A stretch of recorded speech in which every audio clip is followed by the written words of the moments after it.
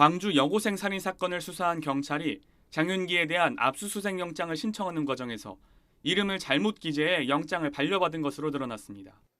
국민의힘 박수민 의원실이 광주경찰청으로부터 제출받은 자료를 보면 장윤기 사건을 담당하던 광주 광산경찰서 수사팀은 장윤기의 구속기간 동안 총 6차례 압수수색 영장을 신청한 것으로 파악됐습니다. 구체적으로 경찰은 장윤기가 체포된 지 이틀 뒤인 지난 5월 7일 장윤기 명의 계좌 관련 인적사항과 입출금 내역, 은행에서 촬영된 CCTV 영상 자료를 압수수색하기 위해 영장을 신청했습니다.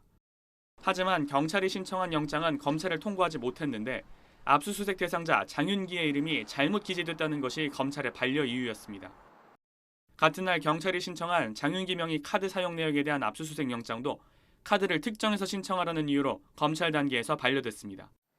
결국 경찰은 다음 날인 5월 8일 내용을 보완해 영장을 다시 신청했습니다.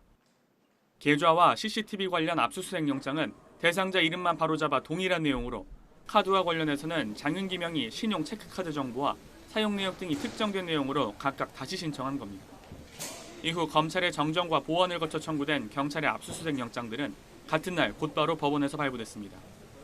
이 밖에도 경찰은 장윤기의 포털 사이트 계정과 체포 당일 가방 안에서 확보한 흉기 1점과 휴대전화 1점 등에 대한 압수수색 영장도 신청했는데 이 영장들은 검찰 반려 없이 제때 발부된 것으로 나타났습니다. 이에 대해 박수민 의원은 경찰이 대상자 이름을 틀려 영장 발부에 실패한 어처구니 없는 사태가 발생했다며 스스로 오류도 걸러내지 못하는 조직에 마지막 검증 장치인 보안 수사권마저 없애겠다니 오류를 걸러낼 사람을 아무도 남기지 말자는 뜻이라고 비판했습니다. SBS 김태원입니다.